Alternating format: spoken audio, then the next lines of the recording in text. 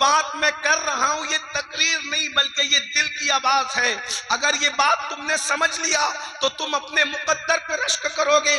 कोई सिकंदर और किसी की कोई औकात नहीं है तुम्हारे सामने।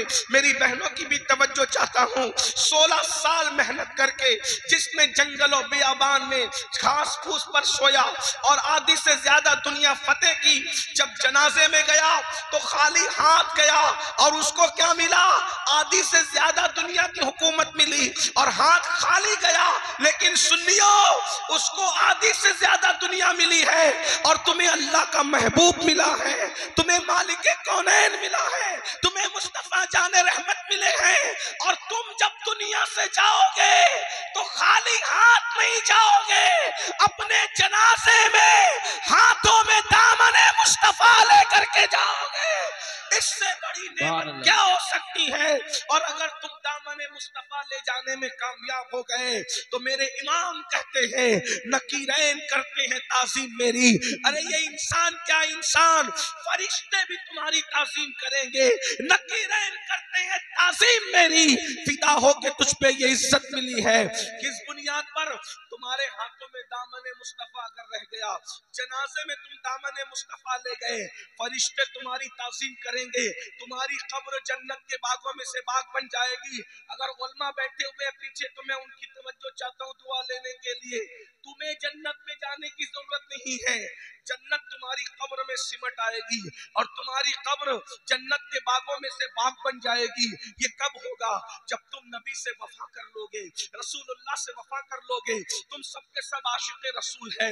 अब बस एक बात करके बात पूरी कर लेना है, जितनी देर में आप समझ लें। अल्लाहु अकबर। नबी से वफा किसे कहते हैं? नबी ये पाक से वफादारी का मतलब क्या है? तुम सब आशिक़े रसूल हो ना मेरे भाई, तो अब बताओ, रसूलुल्लाह से हमें वफा करना है, अल्लाह हमारा होगा अगर हमने नबी से वफा कर ली। इकबाल ने तक कहा था कि मोहम्मद से वफा तूने तो हम तेरे हैं, कि मोहम्मद से वफा तूने तो हम तेरे हैं। अरे ये जहां चीज है क्या, लौहो कलम तेरे हैं। तुम रोजी रोटी के लिए परेशान हो, खुदा तुम्हारा हो जाए अगर तुम नबी से वफा कर लो।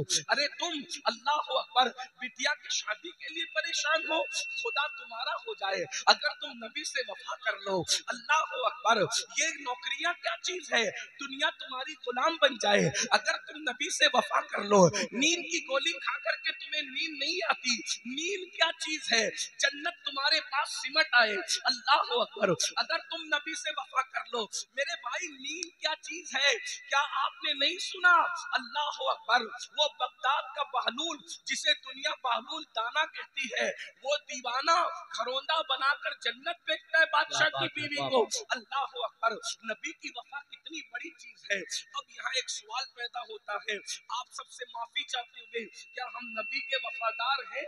मिलाद मनाने वालों, 1500 साल जश्न मनाने वालों, कुमकुमे लगाने वालों, झंडे लगाने वालों, अपने घरों को सजाने वालों, मजलसा सजाने वालों, मुरीद होने वालों, कादरी, बरकाती, रजवी, अशरफी, चिश्ती, वारसी, मदारी सब बनने वालों, क्या हमारे अंदर वफादारी है नबी की? याद रखना, अगर नबी की वफादारी है तो तुम कादरी हो, वरना तुम कादरी कहलाने के हकदार नहीं हो। अगर तुम नबी के वफादार हो तो तुम चिश्ती हो, वरना तुम चिश्ती कहलाने के हकदार नहीं हो। अगर तुम नबी के वफादार हो तो तुम मदारी हो, वरना तुम मदारी कहलाने के हकदार नहीं हो। अगर तुम नबी के वफादार हो तो तुम रज़वी हो, वरना रज़वी कहलाने के हकदार नहीं हो। आप कहेंगे अमीनुल कादरी ये नबी की वफादारी क्या होती है? मैं उसको एक मिसाल से समझाता हूँ और बात पूरी होगी, क्योंकि बात हो चुकी। 2.25 घंटा जब नबी की नात हुई तो बात हो गई, इसलिए कि जिक्र नज़्म में किया जाए या नस्र में किया जाए, जिक्र जिक्र होता है, महबूब का जिक्र जिक्र होता है। अल्लाह अकबर, अल्लाह अल्लाह। अब यहाँ 2 सवाल करना है मुझे आपसे, क्या हम नबी के वफादार हैं? अल्लाह अकबर। मिसाल के जरिए समझो, एक बंदा है, तवज्जो करना, बहुत ध्यान से सुनना, मैं देख रहा हूँ आप लोग बहुत तवज्जो से सुन रहे हो। और याद रखना, तकरीर इतनी तवज्जो से नहीं सुनी जाती, दिल का दर्द ही संजीदगी से सुना जाता है। जब कोई दिल का दर्द बयान करता है तो आदमी कान लगा के सुनता है, क्या कह रहा है जरा सुनो तो सही, बाद में नतीजा निकालेंगे। अल्लाह अकबर। तवज्जो करना मेरे भाइयों, एक बंदा है, क्या हम नबी के वफादार हैं? हाँ या नहीं, कुछ मत बोलना, सिर्फ सिर्फ सुनना, बस आज सुनना है, आपको कुछ नहीं कहना है। अल्लाह अल्लाह, क्या हम नबी के वफादार हैं? एक बात कहूं, अगर नबी के वफादार हो जाओगे ना, तो नबी तुम्हारी मैयत के दिन तुम्हारे घर तुम्हें लेने आएंगे। ये एक एक जुमले का जिम्मेदार मैं हूँ, एक एक जुमले का जिम्मेदार मैं हूँ। जिसको सबूत चाहिए मैं हवाला भी पढ़ दूंगा। अभी हवाला इसलिए नहीं पढ़ रहा हूँ साथ साथ कि तकरीर नहीं हो रही, दिल का दर्द हो रहा है, बरबते दिल पर इश्क के तार छेड़ रहा हूँ। अगर माइक वाला भैया यहाँ मौजूद है, उससे गुजारिश है कि थोड़ा सा माइक की आवाज अगर वो खोल देगा तो अल्लाह तबारक व तआला उसके रिस्क का, उस रिस्क को खोल देगा इंशाल्लाह, उसके सोए मुकद्दर को खोल देगा इंशाल्लाह। माइक बहुत अच्छा है लेकिन थोड़ी सी आवाज खुल जाए। तो अर्ज ये कर रहा था, क्योंकि ये बात थोड़ी खुले फिजा में कहने की है जो अब मैं कहने जा रहा हूँ। क्या हम नबी के वफादार हैं? अगर हम नबी के वफादार हो जाएं, लोग कहते हैं नबी कब्र में तशरीफ लाते हैं। मैंने कहा आते सबकी कब्र में, लेकिन जो वफादार होता है मरने से पहले हुजूर उसके सराहने होते हैं, उसको लेने खुद आते हैं। अब बताओ, जिसको लेने रसूलुल्लाह आए उसको कब्र का खौफ क्या है? बल्कि मैं तो कहता हूँ यूसुफ अलैहिस्सलाम को देखें तो उंगलियां कटने का दर्द ना हो, जाने यूसुफ सामने हो तो रूह निकलने का मजा क्या होगा। मेरे इमाम कहते हैं जान तो जाते ही जाएगी कयामत, ये है जान तो जाते ही जाएगी कयामत, ये है। अब यहाँ मरने पे ठहरा है नजारा तेरा, अब यहाँ मरने पे ठहरा है नजारा तेरा। गौर कीजिएगा, जो नबी के वफादार होते हैं नबी उनको लेने तक आते हैं। अल्लाह अकबर। फिर कब्र में उसको बाद में उतारा जाता है, पहले रसूलुल्लाह उसकी कब्र में खुद तशरीफ लाते हैं। उसके उतरने से पहले हुजूर आते हैं उसको सहारा देने के लिए। कोई वफादार होकर तो देखे, बस इतनी सी बात है। तो क्या हम नबी के वफादार हैं? हजारों लोग सरे शाम से लेकर अभी रात निस्फ गुजर चुकी, रात की सियाह जुल्फें उसके कमर से नीचे ढलक कर घुटनों की तरफ बढ़ रही है। ऐसे में आप यहाँ इश्क रसूल में बैठे हुए इतनी गर्मी में सुन रहे हो। क्या हम नबी के वफादार हैं? मैं कोई फतवा देने नहीं आया, लेकिन अपने आप से पूछो, दिल सबसे बड़ा मुफ्ती होता है। क्या हम नबी के वफादार हैं या नबी पे जुल्म करने वाले हैं? नबी पे जुल्म करने वाले हो या नबी से वफा करने वाले हो? नबी से जफा करने वाले हो या नबी से वफा करने वाले हो? क्या हम नबी के वफादार हैं? बस इतनी सी बात है। अब आपसे पूछता हूँ, एक शख्स है, एक शख्स एक देहात में रहता है, देहात में रहता है, उसके घर में फाका कशी है, फाके पे फाका है, फाके पे फाका है। वो शख्स जो है, आपके ये गांव का नाम क्या है? आपके जंतीरा, जंतीरा से निकला और निकलने के बाद दिल्ली गया। दिल्ली गया, जगह जगह जाता है, घर घर जाके कहता है मुझे नौकरी दे सकते हो, मेरे बच्चे फाके से हैं, मुझे नौकरी दे सकते हो, मेरे बच्चे फाके से हैं, मेरी बीवी के दुपट्टा फट गया है, उसको पहनने के लिए कपड़े नहीं है। मुझे घर घर जाता है और घर घर जाता है और धक्के खाता है। और गौर से सुनना, घर घर जाता है, धक्के खाता है, घर घर जाता है, धक्के खाता है। ऐसे में फिर उसको नौकरी मिलती है, वो मेहनत करता है, मेहनत करके खूब माल कमाता है। और जब माल कमाता है तो दिल्ली में उसका बहुत बड़े पौश इलाके के अंदर एक महल बन जाता है। उसके दो बेटे होते हैं, एक बेटा उसकी कमाई हुई दौलत को निकालता है और निकाल के ले जाकर जिना के अड्डे पे ले जाकर के खर्च करता है। वो रकम को निकालता है, निकाल कर उसकी सिगरेट पीता है, उसके पटाखे फोड़ता है, उसके डीजे लगाता है, नचनियों पे खर्च करता है, मुजरों पे खर्च करता है, गानों पे खर्च करता है। एक बेटा ऐसा है। दूसरा बेटा कहता है नहीं नहीं, मेरे बाप ने बहुत मेहनत से कमाया है, मेरे बाप का पसीना माथे से जो है वो पैर तक आया है, तब कहीं जाकर ये बिल्डिंग बनी है, तब कहीं जाकर ये बंगला बना है, तब कहीं जाकर ये माल आया है। मैं अपने बाप की दौलत को आग नहीं लगाऊंगा, इसकी हिफाजत करूंगा, इसमें बढ़ोतरी करूंगा। अब मुझे बताओ, दोनों में बाप का गद्दार कौन है और बाप का वफादार कौन है? बाप पर जुल्म करने वाला कौन है और बाप का गद्दार कौन है और बाप का वफादार कौन है? बोलो आप क्या जवाब दोगे? अब जवाब देने का वक्त आया। बोलो दोनों भाइयों के अंदर कौन वफादार है? बोलो कौन वफादार है? बात समझ में आई तो अब जवाब दो। कौन वफादार है दोनों भाइयों में? जो बाप की दौलत का ख्याल करता है, जो बाप की मेहनत का ख्याल करता है। यही है, मैं सही कह रहा हूँ? बोलो भाई सही कह रहा हूँ? आवाज आपकी नहीं आ रही, कोई बात नहीं, लेकिन आप मेरी बात का की तायीद करें। करे? बोलो जो बाप की मेहनत का एहसास करे वो वफादार है, या जो बाप की मेहनत का एहसास न करे वो वफादार है? दोनों में वफादार कौन है? आखिरी तक बोलो, कौन है वफादार? आप जवाब देंगे सब। कौन वफादार है? जो बाप की, जाहिर सी बात है आपके पास माइक नहीं है, लेकिन अगर आप जवाब देंगे तो यहां तक आवाज आएगी। सब मिलके बोलो, बोलो बाप का वफादार कौन है? जो बाप की मेहनत का ख्याल करता है, और जो बाप की मेहनत को ख्याल नहीं करता वो बाप पर जुल्म करता है, बाप का गद्दार है तो बाप ही का बेटा मगर गद्दार है। अगर इतनी बात तुम्हारे समझ में आ गई, सब समझ गए, इसको यहीं छोड़ दो। इस मिसाल को मिलाने के लिए नहीं कहा, समझाने के लिए कहा। अब बताओ, तुम्हारा बाप दर दर भटकता है, तब जाकर के दौलत आती है। अब बिला तमसील, बिला तमसील, बिला तमसील, करोड़ों बार बिला तमसील नबी जमीन पर क्यों आए? कुरान कहता है हुवल्लज़ी अरसल रसूलहु बिल हुदा व दीनिल हक़ लियुज़हिरहु अला दीन कुल्ली वलौ करहल मुशरिकून। ये वो अल्लाह है, बल्कि वो है, वो वही है जिसने दीन हक़ के साथ अपने रसूल को भेजा। और रसूल क्यों आए? लियुज़हिरहु अला दीन कुल्ली, ताकि दीन हक़ गालिब आ जाए, दीन हक़ को गलबा नसीब हो जाए। यानी मेरे और तुम्हारे रसूल ने इस दीन को, ये जो छोटा सा देहात है जिसका नाम भी मुझे याद नहीं रह पा रहा है, इस छोटे से देहात में अगर नमाज पहुंची है, अगर कुरान पहुंचा है, अगर इस्लाम पहुंचा है, तो ये मेरे नबी की मेहनतों का नतीजा है।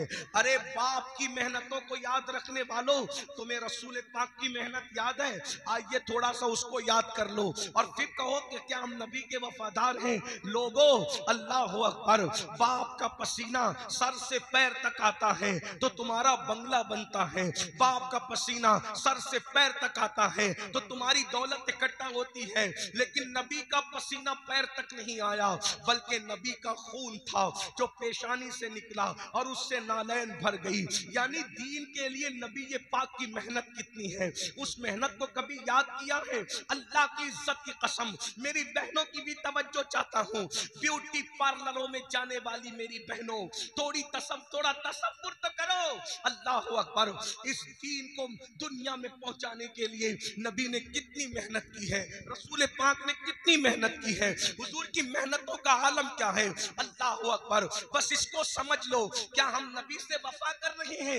एक दिन उम्मुल मोमिनीन सैयदा आयशा सिद्दीका ने कहा था, या रसूल अल्लाह, आपकी जिंदगी का सबसे मुश्किल दिन कौन सा है? आपकी जिंदगी का सबसे मुश्किल दिन कौन सा है? फिर खुद ही जवाब देती है, सवाल भी खुद ही करती है, जवाब भी खुद ही देती है। कहती, या रसूल अल्लाह, आपकी जिंदगी का सबसे मुश्किल दिन ओहद का दिन है ना?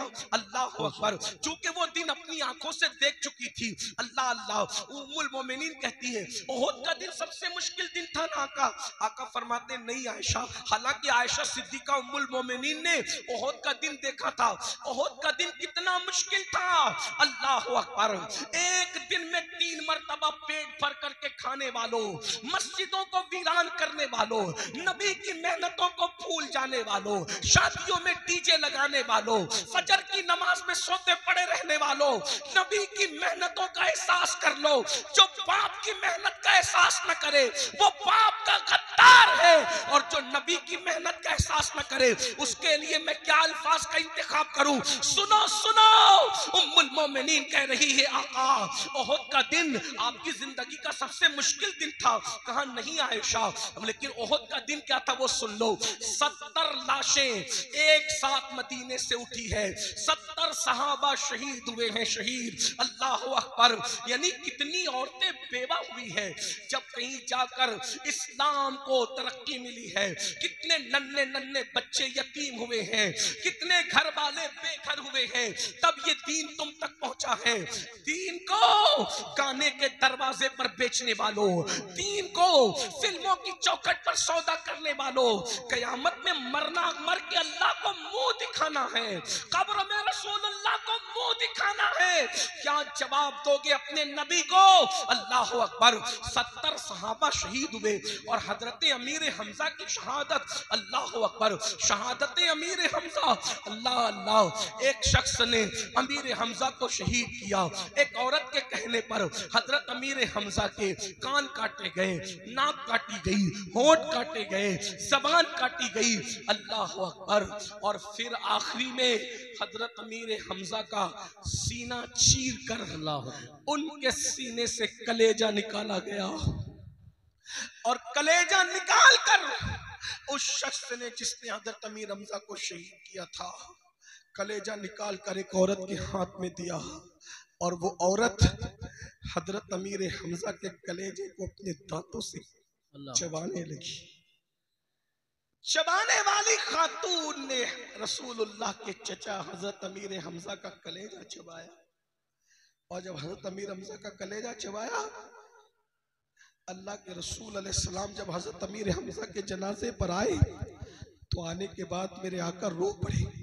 इतना रोए कि रोते रोते आंसुओं से दाढ़ी शरीफ तर हो गई। और जिस दिन वो 70 लोग शहीद हुए थे, उन लोगों को कफन पहनाने के लिए मुसलमानों के पास कपड़ा भी नहीं था। आज अगर कोई लावारिस अगर आज कोई लावारिस लाश रेलवे स्टेशन पे पड़ी नजर आती है तो लोग उसको भी चंदा करके पूरा कफन देते हैं। लेकिन इस्लाम के लिए वो लोग जो शहीद हुए हैं, जिनके लिए कुरान में आयत आई है, वला तक़ूलू लिमन युक़तलू फ़ी सबीलिल्लाहि अमवात बल अहयाउ वलाकिन ला तशऊरून, ये खास नाजिल हुई है शोदाए उहुद के लिए। और इसका हुक्म फिर हर शहीद के लिए आम है क़यामत तक के लिए। लेकिन सोचो तो सही कि उनको कफन देने के लिए कपड़ा भी नहीं था। उस वक्त हजरत अमीर हमजा की बहन सैयदा सफिया मैदान उहुद में मौजूद थी। जब देखा कि मेरा भाई शहीद हो गया है तो अपने बेटे हजरत जुबैर इब्न अव्वाम से कहा कि बेटा, मेरे घर में सूती 2 दुपट्टे के टुकड़े मौजूद हैं, 2 दुपट्टे उठा करके लाओ। और वो जो 2 दुपट्टे उठा करके लाए तो कहा, या रसूल अल्लाह, ये 2 सूती दुपट्टों के टुकड़े हैं, मेरे भाई हमजा को इसमें आप कफन पहना दें। तो मेरे आका ने रोते हुए कहा था कि हमजा की बहन इस मैदान में मौजूद है तो हमजा के लिए उसने कफन का इंतजाम कर दिया। लेकिन मेरा एक और भी तो सहाबी है जिसे दुनिया मुसअब इब्न उमैर के नाम से जानती है, मुसअब के लिए कौन कफन का इंतजाम करेगा? तो उन्होंने कहा था, या रसूल अल्लाह, ये कपड़े आपके पास हैं, आप जिसको चाहे दे दे, हमजा की कोई कैद नहीं। तो मेरे आका ने फरमाया, एक हमजा के लिए, एक मुसअब इब्न उमैर के लिए। और उसके बाद फिर क्या हुआ, अल्लाह अकबर, जाने वाला गया और रोते हुए वापस आया। अर्ज किया, या रसूल अल्लाह, हम उनके चेहरे पे कपड़ा डालते हैं तो पैर खुल जाते हैं और पैरों पे कपड़ा डालते हैं तो सर खुल जाता है। मेरे आका ने रोते हुए कहा था, हमजा और मुसअब के चेहरे पे कपड़ा डाल दो और पैरों पर घास डालकर उनके दफन का इंतजाम करो। वही उहुद का दिन है जिसमें रसूलुल्लाह के दंदान शहीद हुए। वही उहुद का दिन है जिसमें रसूलुल्लाह के घुटनों को जख्मी किया गया, हुजूर के गालों को जख्मी किया गया। और फिर उम्मुल मोमिनीन सैयदा आयशा कहती है कि या रसूल अल्लाह, आपकी जिंदगी का सबसे मुश्किल दिन उहुद का दिन था। आका फरमाते, नहीं, इतनी मुश्किलों के बाद भी कहा उहुद का दिन मुश्किल नहीं था, बल्कि पूछा फिर कौन सा दिन मुश्किल था? तो मेरे आका फरमाते हैं, आयशा, ताइफ का दिन मेरी जिंदगी का सबसे मुश्किल तरीन दिन था। जश्न मिलाद मुस्तफा की महफिल सजाने वालों, ये ताइफ का दिन क्या दिन था? मेरे आका अलैहिस्सलातु व तस्लीम जब ताइफ में गए तो एक ही गुलाम साथ में था। अल्लाह के रसूल अलैहिस्सलातु व तस्लीम ताइफ वालों के घर घर जाते और उनको दीन की दावत देते, लेकिन किसी ने इस्लाम कबूल नहीं किया। बल्कि इस्लाम कबूल नहीं किया, लेकिन चंद लड़कों को, चंद छोकरों को अल्लाह के रसूल के पीछे लगा दिया और कहा, इनको पत्थरों से मारते रहो और पीछे चिल्लाते रहो कि पागल पागल माज़अल्लाह सुम्मा माज़अल्लाह। इस तरीके से वो चिल्लाते रहे। आका फरमाते हैं, आयशा आयशा जिस वक्त वो मुझे मारते थे, सर से लेकर पैर तक खून की फुहारें थी, पूरा वजूद खून से लहू लहान था, हत्ता के नालैन खून से भर गई। आका फरमाते हैं बतकाज़े बशरियत जब अल्लाह के रसूल बैठ गए तो उन्होंने हुजूर को बैठने नहीं दिया, बल्कि दोनों हाथ पकड़ के हुजूर को खड़ा किया और खड़ा करने के बाद हुजूर की पिंडलियों पे उन्होंने पत्थर मारे। पिंडली समझते हैं, पिंडलियों पे पत्थर मारे। अब मैं तुमसे पूछता हूं, इस तरह की मेहनत करने वाले रसूल जिन्होंने मेहनत करके दीन को हम तक पहुंचाया, आज हमारे पास दीन की अहमियत क्या है? आज हमारा नौजवान जलसे में तो कहता है कि गुलामी रसूल में मौत भी कबूल है, लेकिन जब फजर की नमाज की बात आती है तो बहुत सादगी से कहते हैं मौलाना हमें नमाज का टाइम नहीं मिलता। बोलो, अगर बाप की मेहनतें सामने हो तो बड़ी से बड़ी मेहनत करने के लिए बेटा तैयार होता है कि नहीं होता? तो रसूल पाक की मेहनतों की कद्र क्यों नहीं करते? क्या तुम ये सोचते हो कि आका ने चांद के 2 टुकड़े किए थे और पूरा मक्का मुसलमान हो गया था? चांद के टुकड़े करना हक है, सूरज को पलटाना हक है, दरख्तों को अपने पास बुलाना हक है, मगर याद रखो ये मोजज़ात देखकर जालिमों ने कहा था ये तो जादू है, लेकिन रसूल पाक की मेहनतें थी। उन मेहनतों की वजह से वो कलमा पढ़ के मुसलमान हुए थे। खालिद इब्ने वलीद कहते हैं एक एक दरवाजे पर अल्लाह के रसूल दिन में 17 मरतबा गए इस दीन के लिए। अल्लाह, महसूस कर सकते हो तो महसूस करो, एक एक दरवाजे पर अल्लाह के रसूल एक एक दिन में 17 मरतबा गए। मक्के के कुफार ये प्लान बनाते थे जब आज अल्लाह के रसूल आएंगे तो हम इतना हुजूर को सताएंगे कि दोबारा हुजूर नहीं आएंगे, लेकिन इतना सताया जाता था आका फिर दोबारा तशरीफ लाते थे, फिर दोबारा उससे ज्यादा सताया जाता था। आका तीसरी मरतबा आते थे, फिर तीसरी मरतबा उससे ज्यादा सताया जाता था, हुजूर चौथी मरतबा आते थे। खालिद इब्ने वलीद कहते हैं 17 मरतबा मेरे आका एक दिन में लोगों के घरों पर तशरीफ ले गए इस दीन के लिए। अब मुझे बताओ हमारे नजदीक मजहब की अहमियत क्या है, दीन की अहमियत क्या है? अगर ट्रेन पकड़ना हो तो 5 बजे हमारी आंख खुल जाती है, लेकिन फजर की नमाज में जाना हो तो हमारी आंख नहीं खुलती। अब आपसे मैं पूछता हूँ, बताओ जब कोई इतनी मेहनत करे, एक बच्चा होता है ना, बच्चा अगर वो बच्चा घरौंदा बनाता है, उसके घरौंदे को तुम तोड़ो तो वो बच्चा रोता है, चीखता है, चिल्लाता है, हाय मेरी मेहनत, हाय मेरी मेहनत। अब आपसे पूछना चाहता हूँ, बच्चे का बनाया हुआ घरौंदा अगर तुम उसकी कद्र न करो तो वो रोता है। रसूलुल्लाह का कायम किया हुआ दीन, आज ये जो दीन की बहारें हैं, आज ये जो दीन में रानाइयां हैं, आज ये जो दीन का गुलशन हरा भरा है, अगर तुम इसकी कद्र नहीं करोगे तो इसकी तकलीफ किसको होगी? अल्लाह के रसूल को होगी, मुस्तफा जाने रहमत को होगी। मेरे भाइयों, कितना अफसोस होता है ना, आज मुसलमान जिना की गंदी फिल्में रात के 3-3 बजे तक देखता है। क्या समझते हो, क्या अल्लाह के रसूल को इसकी खबर नहीं होती? हम किसी मर के मिट्टी में मिल जाने वाले का कलमा नहीं पढ़ते, हम तो उस नबी का कलमा पढ़ते हैं जो जिंदा है, हमारी जानों से ज्यादा करीब है। तू जिंदा है वल्लाह, तू जिंदा है वल्लाह। मेरी चश्मे आलम से छुप जाने वाले, मैं सबसे पूछता हूँ, अरे डिजिटल जो वो जुआ खेलने वालों, डिजिटल तौर पे जुआ खेलने वालों, जो आज मोबाइल के अंदर तुम इजी मनी के चक्कर में और तुम जो है शॉर्ट टाइम में करोड़पति बनने के चक्कर में जो डिजिटल जुआ खेल रहे हो, उसके बारे में आका ने फरमाया कि जो जुआ खेलेगा कयामत के दिन उसका हाथ सूअर के खून में रंगा हुआ होगा। और अगर कोई ये सोचता है कि रिंद के रिंद रहे, हाथ से जन्नत न गई, तो याद रखिए, अच्छी तरह याद रखिए मेरे भाइयों, कि मेरे आका फरमाते हैं जो जुआ खेलने के बाद नमाज के लिए जाता है और नमाज के लिए वुजू करता है, गोया वो सूअर के खून से वुजू करता है, वो सूअर के खून से हाथ पांव धुलता है। जरा बताओ तो सही मेरे आका अलैहिस्सलाम के गुलामों, कितनी तकलीफ पहुंचाओगे? मैं एक जुमला अक्सर अपने जवानों से कहता हूँ, हजाम की कुर्सियों पे बैठकर दाढ़ी मुंडवा करके कटरों में फिकवाने वालों, शादियों में डीजे लगाने वालों, गाने सुनने वालों, जिना के अड्डों को आबाद करने वालों, औरतों को पाप की नजर से देखने वालों, मौत को भूलने वालों, आखिरत को फरामोश करने वालों, सूद सूद और ब्याज के धंधे करने वालों, अपने घर की औरतों को फिल्मों में ले जाने वालों, अपने घर की बेटियों को ब्यूटी पार्लर तक ले जाने वालों, बेपर्दा अपनी बच्चियों को वलीमों में लेकर के घूमने वालों, कभी तुमने सोचा कि ताइफ की वादियों में रसूलुल्लाह के जिस्म पर जो पत्थर मारे जा रहे थे वो हुजूर के जिस्म को जख्मी कर रहे थे? ध्यान से सुनना, गौर से सुनना, अगर तुम नबी के वफादार हो तो तुम्हें तुम्हारे इश्क रसूल का वास्ता, तुम्हें तुम्हारे इश्क मुस्तफा का वास्ता, तुम्हें तुम्हारी मोहब्बत रसूल का वास्ता, मुझे बताओ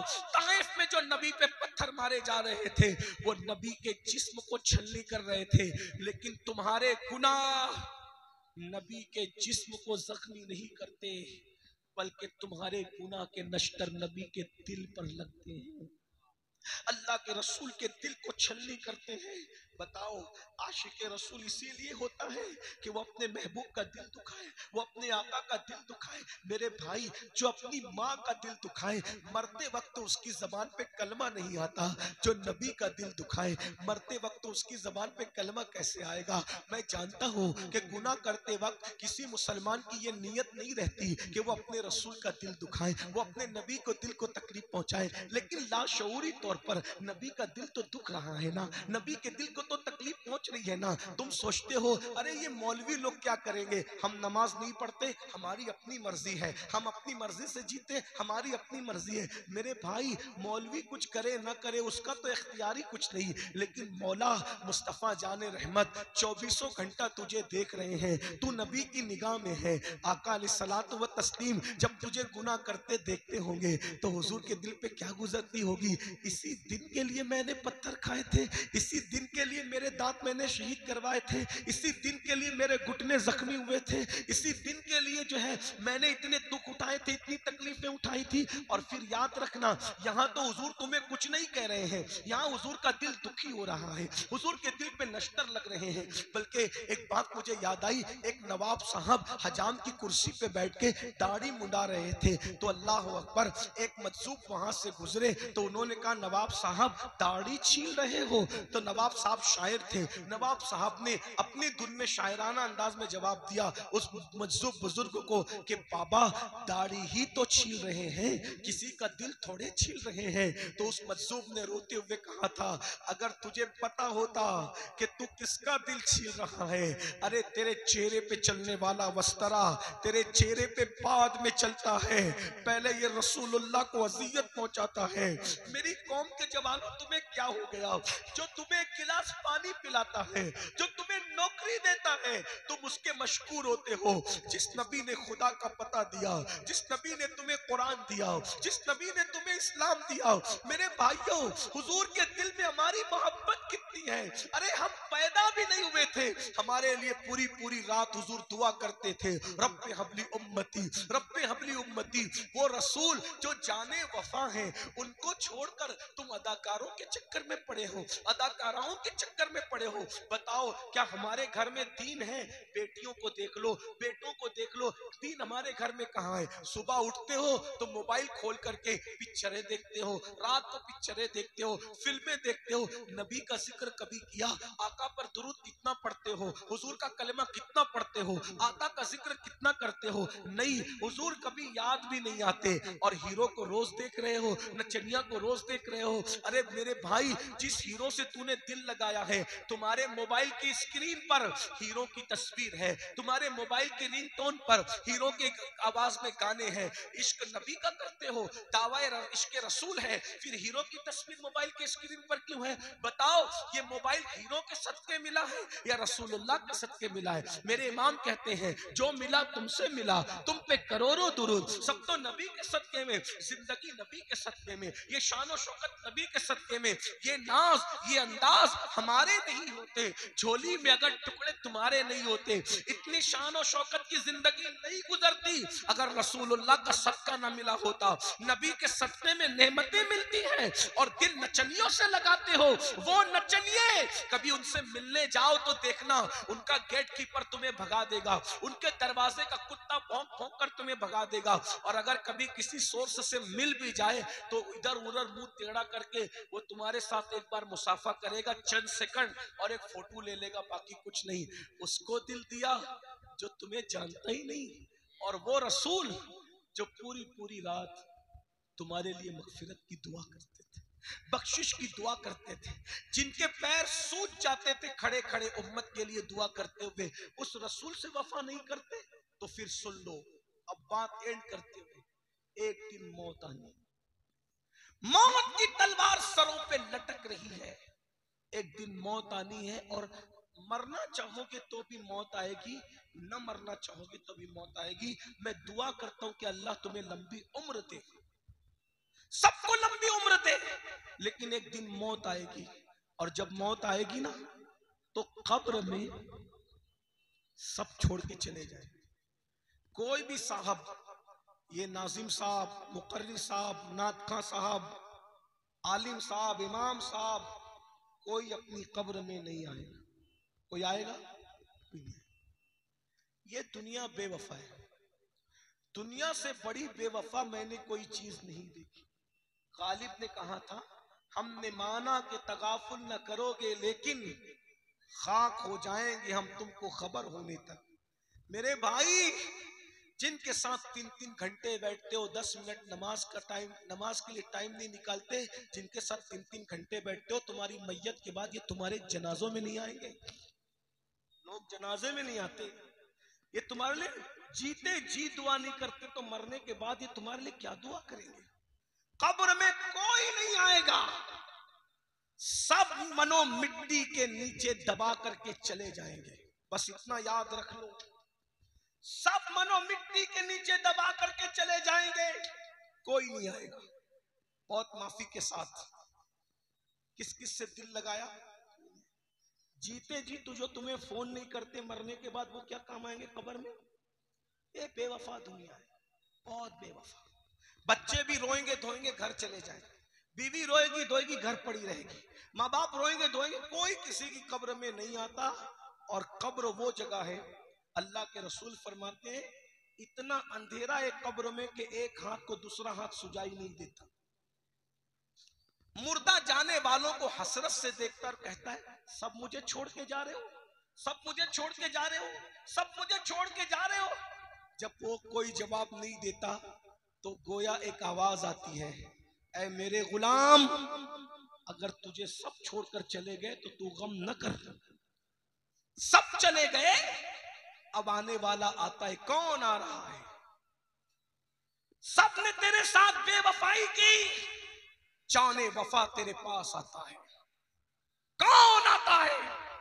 अल्लाह की मखलूक में उससे बड़ा कोई नहीं। बेशक। कौन आता है? अल्लाह की मखलूक में उनसे खूबसूरत कोई नहीं। बेशक। कौन आता है? अल्लाह की मखलूक में उनसे सखी कोई नहीं। बेशक। अल्लाह की मखलूक में उनसे अजीम कोई नहीं।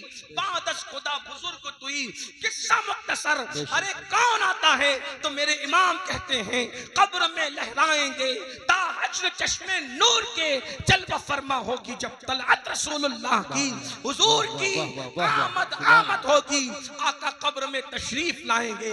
अब कब्र में आएंगे तो आप सब खुश हो गए ना? सब खुश हो गए। कब्र में आएंगे तो हुजूर कब्र में आएंगे, इंशाअल्लाह आएंगे, इंशाअल्लाह। लेकिन यहाँ आने के बाद जो लोग वाकई इल्म और इश्क रखते हैं वो लरसते हैं, हुजूर कब्र में आएंगे। हम तो नारे लगा रहे हैं हुजूर कब्र में आएंगे, और अल्लाह वाले हुजूर कब्र में, वो सीना पकड़ रहे हैं, वो दिल पकड़, हुजूर कब्र में आएंगे। हमने अल्लाह वालों से पूछा, अरे हम तो नारे लगाते हुजूर कब्र में आएंगे, आप दिल क्यों पकड़ रहे हैं? तो क्या कहते हैं पता है? हम हुजूर का सामना कैसे? अल्लाह। अगर बेटा जिना करते हुए पकड़ा जाए तो वो अपने बाप का सामना करता है? बेटा चोरी करते हुए पकड़ा जाए और बाप को मालूम है मेरा बेटा चोरी करके आए, वो अपने बाप का सामना कर पाता है? नहीं। अब मुसलमानों, बस मैं अपनी गुफ्तगू तमाम कर रहा हूँ इसी दर्द दिल पे आपसे पूछता हूँ, अगर बाप को मालूम हो कि मेरा बेटा जानी है, शराबी है, चोर है, डाकू है, तो क्या बेटा अपने बाप के सामने मुंह दिखाने के काबिल रहता है? और अगर बाप के सामने आ जाए तो बाप क्या करता है? मुंह फेरता है कि नहीं फेरता?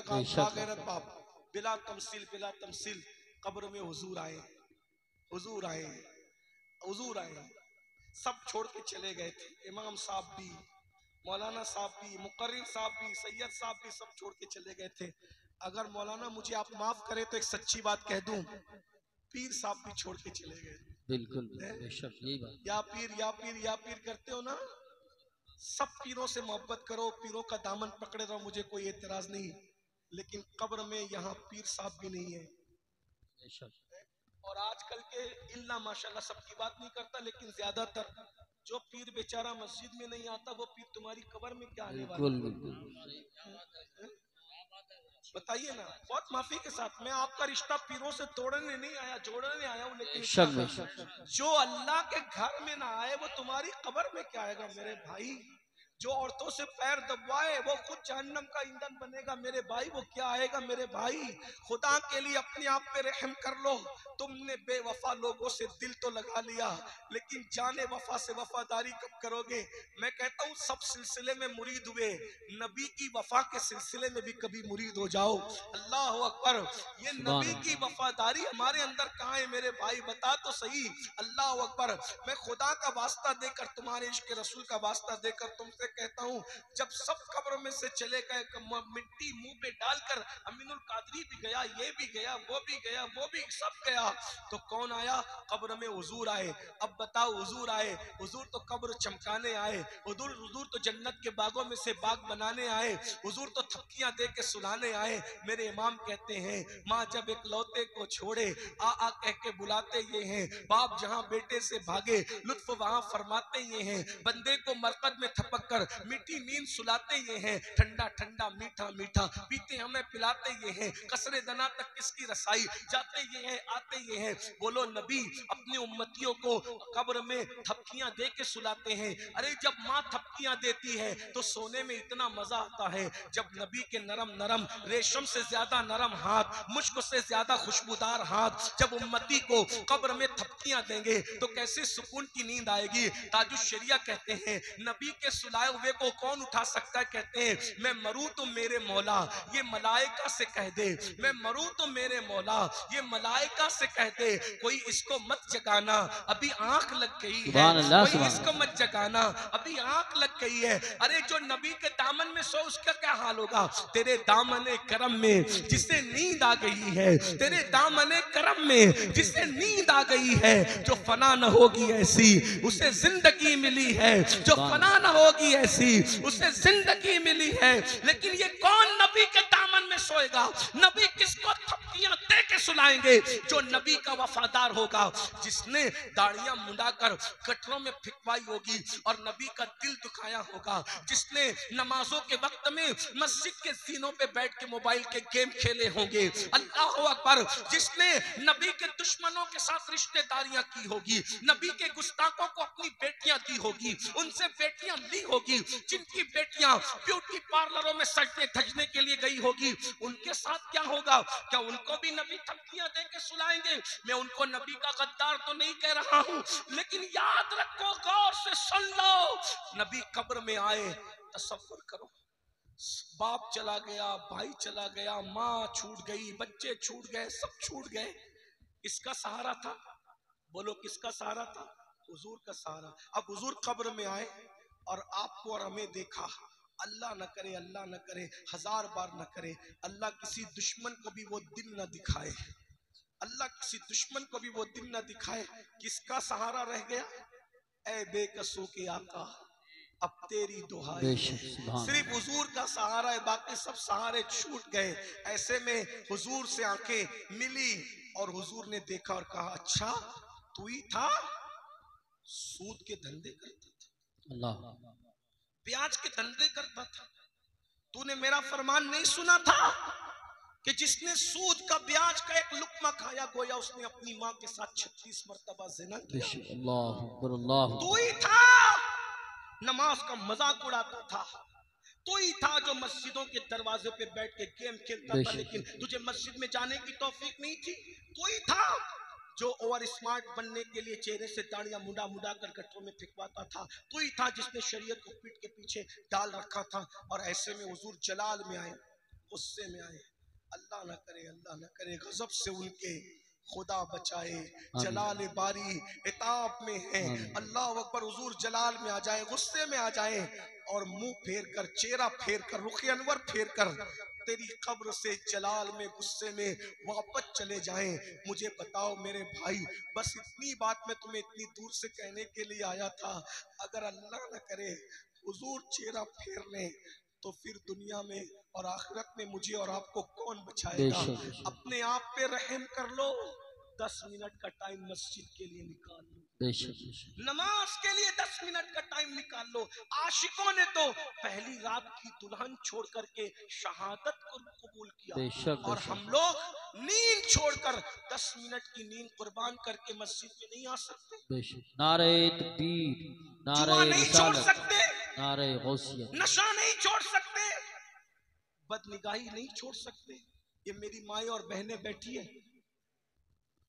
बीमारी से बचने के लिए लोग मुंह छुपा सकते हैं, कोविड से बचने के लिए, और हुजूर की खुशी के लिए औरतें पर्दा नहीं कर सकती, नहीं कर सकती पर्दा। सैयदा फातिमा ज़हरा के पर्दे का आलम यह है कि उनके दुपट्टे को कभी चांद और सूरज ना देखे, और हमारा हाल क्या हो गया। इसलिए अल्लाह के लिए तौबा करो, हुजूर को मनाओ, हुजूर को राजी करो, आका राजी हो जाएंगे। आका से वफा करो।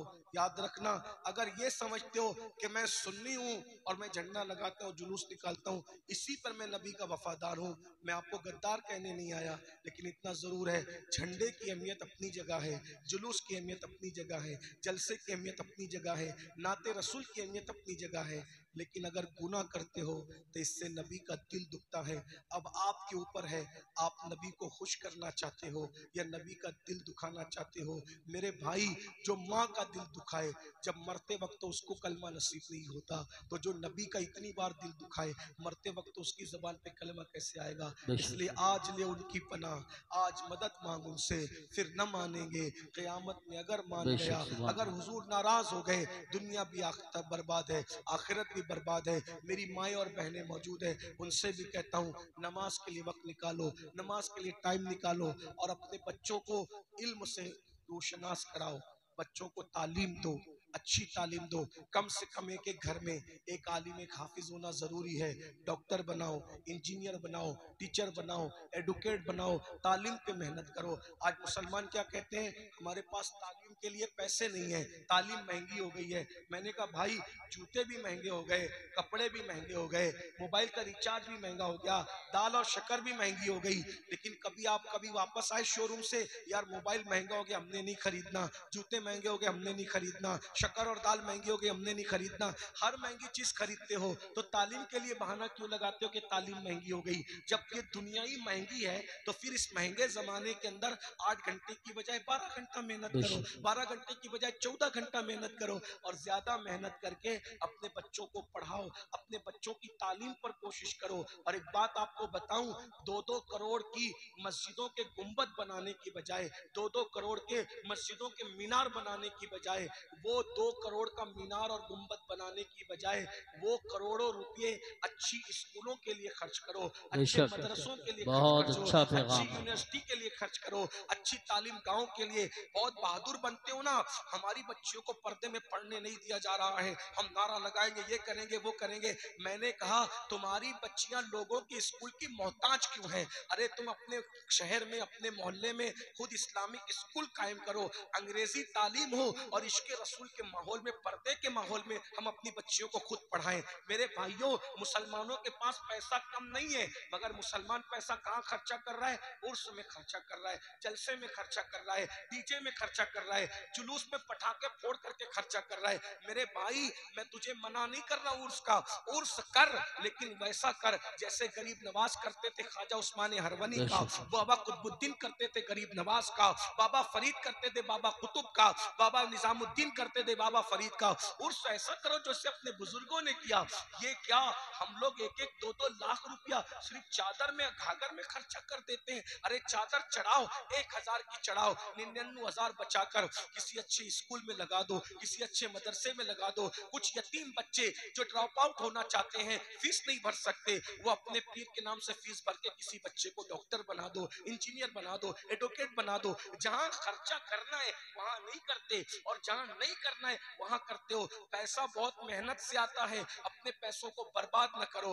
ये बातें लोगों को बेशक। बुरी लगती है, लाख बुरी लगे, हम तो मिजाज ये रखते हैं, जो पिया को भाई अख्तर वो सुहाना राग है, जिससे ना खुश है पिया वो रागनी अच्छी नहीं। बेशक। हम मरासिम अहले सुन्नत के मुखालिफ नहीं है, लेकिन मरासिम अहले सुन्नत में जो तुमने खुराफात और बिदात शामिल कर दिए हैं, हम उसके मुखालिफ हैं, हम उसको बोलते रहेंगे। यहाँ कितने सेठ लोग होंगे, मालदार लोग होंगे जो उर्स में कव्वालों पर लाखों रुपया ऐसे लुटा देते हैं। मैं कहता हूँ मेरे भाई, मैं जायज नाजायज की बहस में अभी नहीं जाता, इतना कहता हूँ वो जो लुटाते हो ना, उसमें किसी बेवा के सर पे दुपट्टा डाल दो। वो जो लुटाते हो ना, बेशक। किसी यतीम की स्कूल की फीस भर दो। खुदा के लिए जरा ये सारे काम करो ताकि पीर की रूह भी खुश हो, रसूलुल्लाह भी हमसे खुश हो, खुदा भी हमसे राजी हो। अगर ना अपनी मर्जी से जियोगे तो फिर अपनी मर्जी है। कुरान कहता है इन्ना बत्शा रब्बिका लशदीद, तेरे रब की पकड़ बड़ी सख्त है। इसलिए अगर राजी करना है अल्लाह रसूल को राजी करो, दीन पर अमल करो। और एक बात का हमेशा ख्याल रखना, मेरा उठने वाला कदम मेरे नबी को खुश करेगा या नाराज करेगा, इसके साथ जिंदगी जियो। कुरान कहता है वल्लाहु व रसूलुहु अल्लाह और उसका रसूल इस बात के ज्यादा हकदार हैं कि उनको राजी किया जाए। और मेरे इमाम ने तो फिर पैगाम दे दिया, उन्हें जाना उन्हें माना, न रखा गैर से काम, लिल्लाहिल हम्द। मैं दुनिया से मुसलमान गया, अस्तगफिरुल्लाह रब्बी मिन कुल्लि ज़म्बिन व अतूबु इलैहि व मा अलैना इल्लल बलाग। अस्सलामु अलैकुम व रहमतुल्लाहि व बरकातहू।